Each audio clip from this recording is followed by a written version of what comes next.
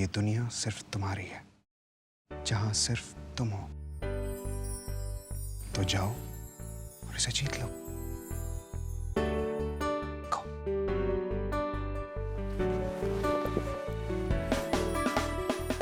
मन तो बावरा है, और बावरों को कब कौन रोक सका है। पूरी दुनिया उनकी है, और दुनिया जहां के सपने भी उन्हीं के। यह है कमला, सपनों की दुनिया की शहजादी।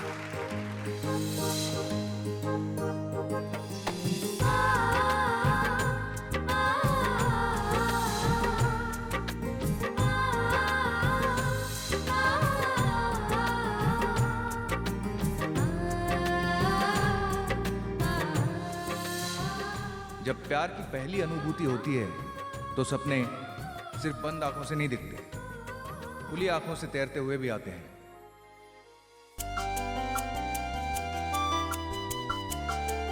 और यही हाल था कमला का। पता ही नहीं चलता था कि कमला के अंदर सपने जी रहे हैं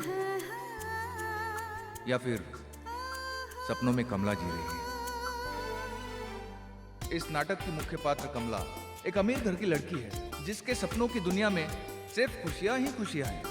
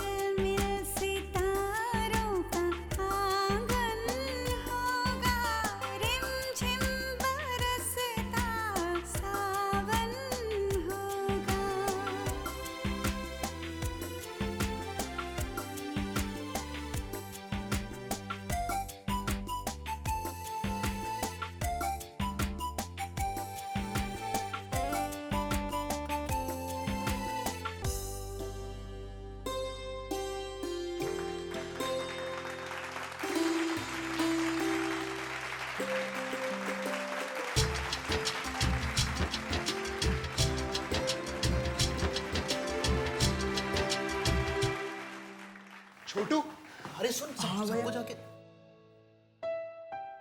क्या हुआ? थक गया? हाँ भैया। वो चल चल, कोई नहीं, मैं तेरे लिए कोल्ड ड्रिंक लेकर आता हूँ, तू अंदर जाके प्ले दे। भैया आप अरे जा जल्दी। माइंड ब्लोइंग यार, मजा आ गया। कमाल कर दिया अंगना। हमें तो ऐसा लग रहा था जैसे हम किसी परी को देख रहे हो। अंगना, अंगना, अंगना, पता है, I was so nervous कि पता नहीं तुम कैसा करोगी, पर आज तुमने फिर से प्रूफ कर दिया that you are the best। Monika, आकाश को देखा कहीं? आकाश होगा यहीं कहीं। विकी, तुमने देखा उसे कहीं? मुझे उसे थैंक्स बोलना है। हमें और कोई काम नहीं है क्या जो हम उसे ही देखते रहे?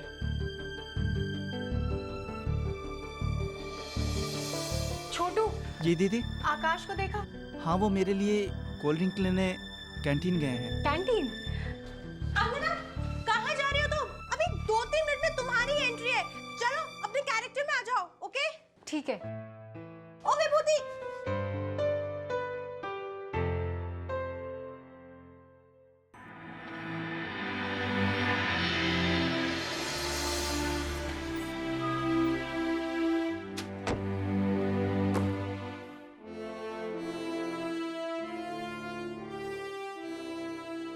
एक मिनट बेटा, फ्रंट रो की एंट्री किस तरफ से है? सॉरी अंकल, मुझे नहीं पता।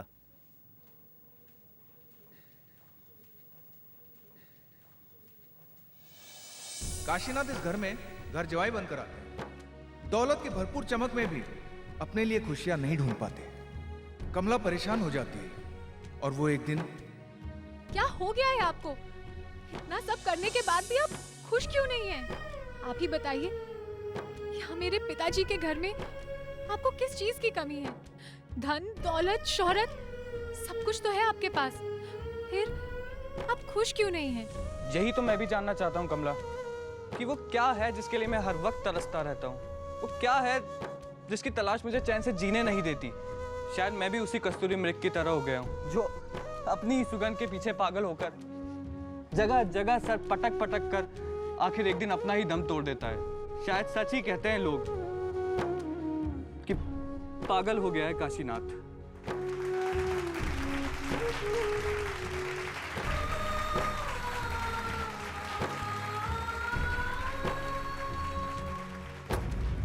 क्षमा करना, कौन? मैं आकाश हूं सर। तुमने मुझे कब देखा बेटा? यहाँ तो लोग इतने व्यस्त हैं कि किसी को किसी के लिए टाइम ही नहीं है। ऐसा नहीं है सर, मैं व्यस्त भी नहीं हूँ और मेरे पास समय ही समय है। सदा सुखी रहो बेटा, मेरा आशीर्वाद है तुम्हें। जीवन में व्यस्त रहो, फिर भी तुम्हारे पास इतना समय हो कि किसी को दे सको। आज तीसरी बार संभाला है तुमने मुझे। आइए सर, मैं आपको आपकी सीट तक छोड़ देता हूँ। चलो।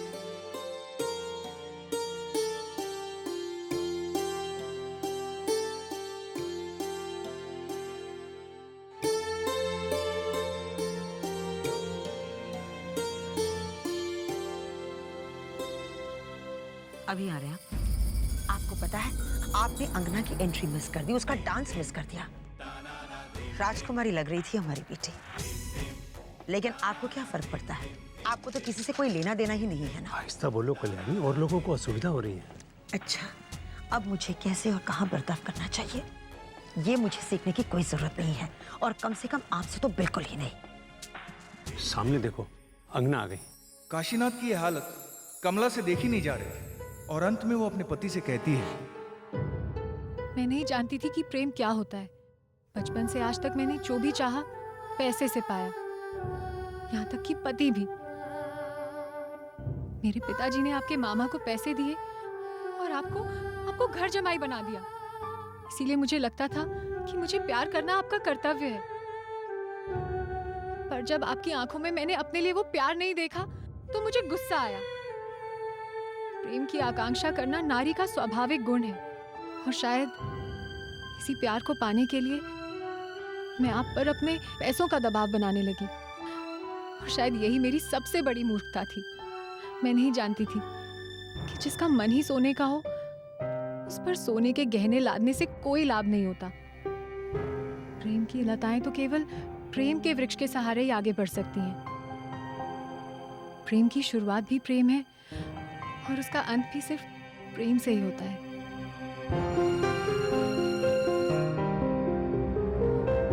मुझे क्षमा कर दीजिए, लौट आइए मेरे जीवन में वापस। आपके साथ रहते रहते मुझे रोशनी का एहसास हुआ है, और अब उसी रोशनी के सहारे मैं मंजिल तक जाना चाहती हूँ। मैं अपनी बाकी की जिंदगी आपकी आंखों से देखना चाहती हूँ, आपका हाथ थामकर आगे बढ़ना चाहती हूँ, आपके साथ मुस्कुराना चाहती हूँ, आपके साथ रोना चाहती हूँ।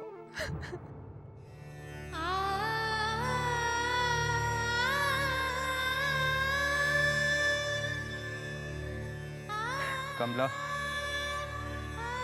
मैं भी आज ये जान गया हूँ कि प्रेम के केवल दो ही रूप हो सकते हैं। एक तो ये आप किसी को अपने रंग में ढाल दो, या खुद किसी के रंग में ढल जाओ। आज जब तुम मेरे रंग में ढल रही हो तो मेरा रंग और निखरता जा रहा है। आज शायद पहली बार सोने को सुहागे से मिलते हुए महसूस कर रहा हूँ। और आखिरकार कमला को इस बात का एहसास हो जाता है कि जिंदगी का असली सुख माँ बाप की कमाई धन दौलत से नहीं, बल्कि पति के प्यार से मिलता है।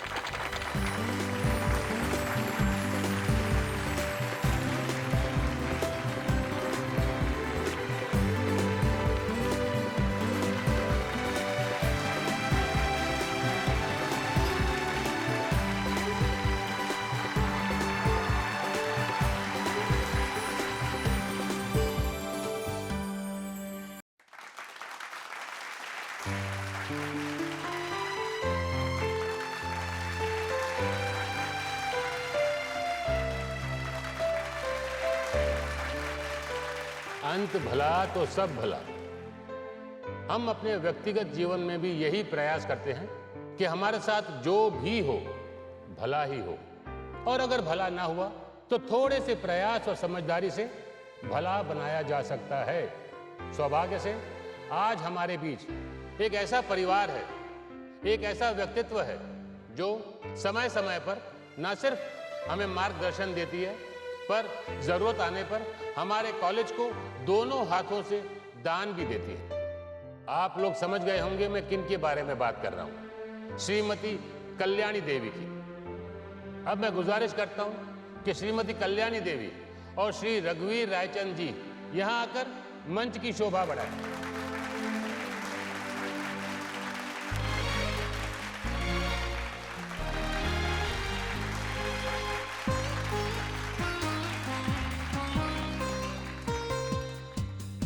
अब मैं चाहूंगा श्रीमती कल्याणी देवी इस नाटक के सर्वश्रेष्ठ कलाकार को अपने प्यार और आशीर्वाद का प्रतीक ये ट्रॉफी प्रदान करें। और इस सर्वश्रेष्ठ कलाकार का नाम है अंगना रायचंद।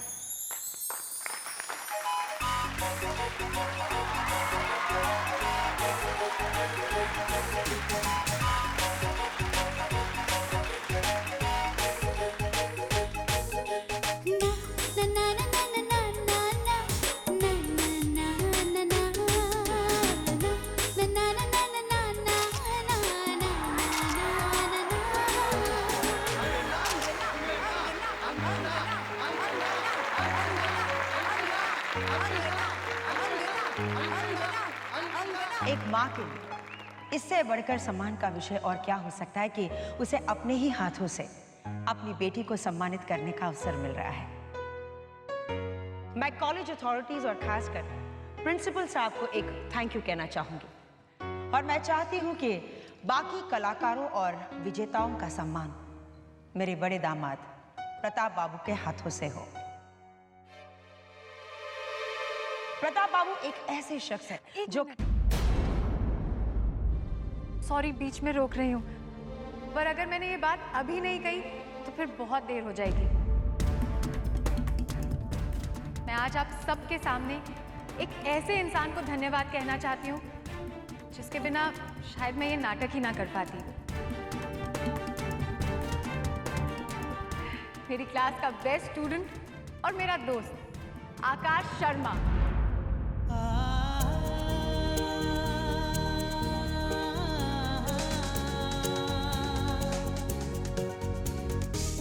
आकाश प्लीज कम ऑन स्टेज। ये क्या पागलपन है?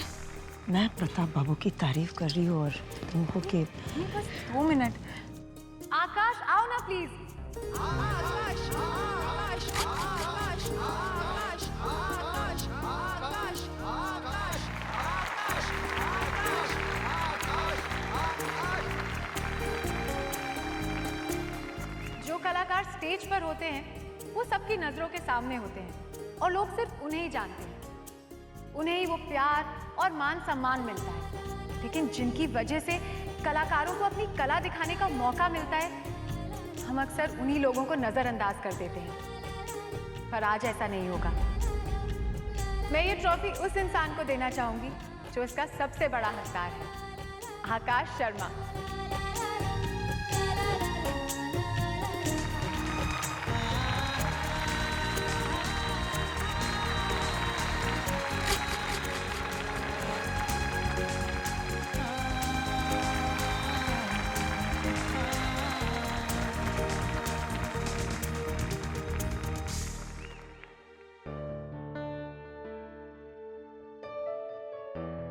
मैं अपनी क्लासमेट अंगना रायचंद की भावनाओं की बहुत कद्र करता हूँ और उनके इस कदम के लिए तहे दिल से उनका शुक्रिया अदा करता हूँ। मगर मैं माफ़ी चाहूँगा, ये सम्मान सिर्फ अभिनेताओं के लिए है और क्योंकि इस नाटक में मैंने कोई अभिनय नहीं किया, मैं इसे स्वीकार नहीं सकता। और वैसे भी इस नाटक में मुझे जो काम दिया गया था मैंने सिर्फ वही किया है, इसके अतिरिक्त और कुछ भी नहीं।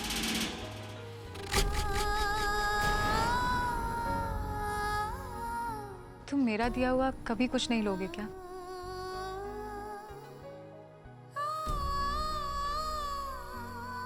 मुझे सिर्फ वही चाहिए होता है जिसकी या तो मुझे ज़रूरत होती है या तो फिर जिसके मैं लायक होता हूं। और आज और हमेशा मुझे सिर्फ अपने गुरुजनों का आशीर्वाद ही चाहिए होगा।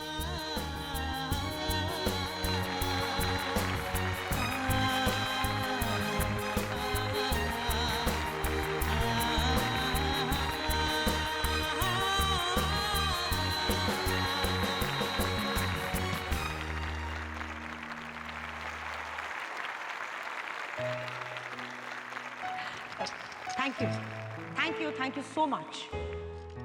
हाँ, तो मैं यही कह रही थी कि हमारे बड़े दामाद जी प्रताप बाबू, उनकी जितनी भी तारीफ की जाए वो कम ही है।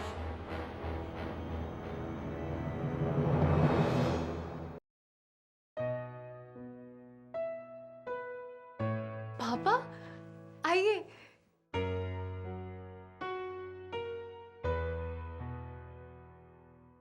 पापा आप यहाँ?